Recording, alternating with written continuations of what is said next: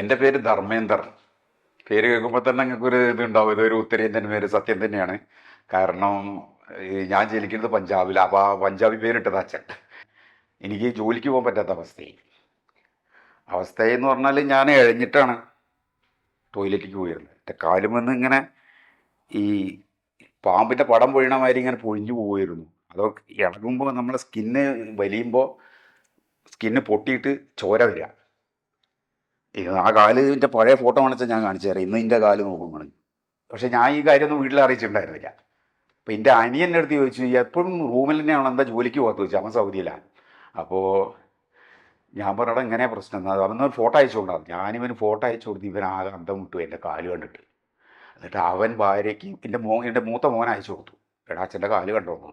അങ്ങനെ എൻ്റെ ഭാര്യ ആരോടോ അന്വേഷിച്ചപ്പോൾ ഇവിടെ വന്ന് സുഖമായി പോയാൽ നമ്മളെ മലപ്പുറത്ത് പിന്നെ ഈ കഴിഞ്ഞ ഈ നിയമസഭാ ഇലക്ഷന് സ്ഥാനാർത്ഥിയെ വിളിച്ച് പാലോളി അബ്ദുറഹ്മാൻ്റെ കെയർ ഓഫിലാണ് എൻ്റെ വൈഫ് ഇവിടെ വിളിച്ച്. ഞാൻ വന്ന് പിറ്റേന്ന് രാവിലെ ഞാനും എൻ്റെ ഭാര്യയും എൻ്റെ ഒരു സുഹൃത്തും കൂടെ ഞങ്ങൾ വന്നു ഡോക്ടറെ കണ്ടു.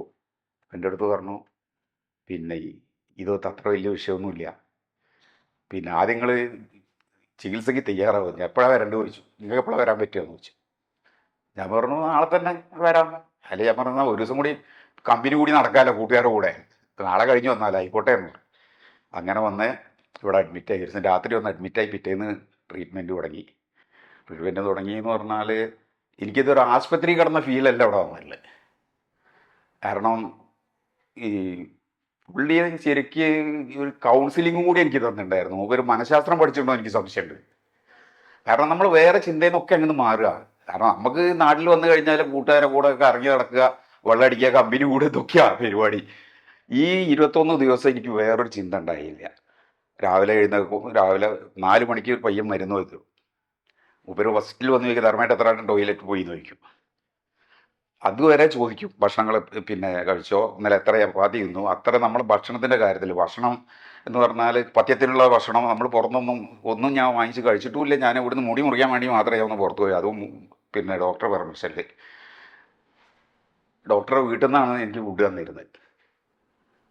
എൻ്റെ വീട്ടിൽ കിട്ടുന്നതിനെക്കാട്ടിലും നമ്മൾ ലീവിൽ വരുമ്പോൾ പിന്നെ വീട്ടുകാർ നോക്കുന്നതിനേക്കാളും കൂടുതൽ പിന്നെ എനിക്ക് ഇവിടുന്ന് കെയർ കിട്ടിയിട്ടുണ്ട്. പിന്നെ ഈ രാവിലെ ഈ ചായ, ബ്രേക്ക്, പിന്നെ ലഘുഭക്ഷണം, പിന്നെ ഉച്ചയ്ക്ക് ചോറ്, വൈകുന്നേരം ചപ്പാത്തിയോ ദോശയോ എന്തെങ്കിലും, അങ്ങനെ രാത്രി ചോറല്ല, നല്ല ഭക്ഷണം. അതായത് ആ ചികിത്സയ്ക്ക് ആയുർവേദ വിധി പ്രകാരമുള്ള ഭക്ഷണം മൂപ്പരെ വീട്ടിൽ നിന്നാണ്, ഡോക്ടറെ വീട്ടിൽ നിന്നാണ് കൊണ്ടത്. അങ്ങനെ ഞാൻ ഒരു 21 ദിവസത്തെ ട്രീറ്റ്മെൻറ്റ് കഴിഞ്ഞ് പിന്നെ എന്നെ പോകുന്നതിന് മുന്നേ വന്ന് കാണാൻ പറഞ്ഞിട്ടുണ്ടായിരുന്നു. പിന്നെ വന്ന് എൻ്റെ കെയർ ഓഫ് ഞാൻ. എന്നിട്ട് പല ആൾക്കാർക്കും പറഞ്ഞു, ഉദാഹരണം ഞാൻ തന്നെയുള്ളൂ, എനിക്ക് വേറെ ആളെ കാണിച്ചു കൊടുക്കണ്ടല്ലോ, എക്സാമ്പിൾ ഞാൻ തന്നെ. അപ്പം ഞാൻ എൻ്റെ കടന്ന് വെള്ളം വരും. അപ്പോൾ പിന്നെ എന്നിട്ട് ഞാൻ തന്നെ പല ആൾക്കാർക്കും.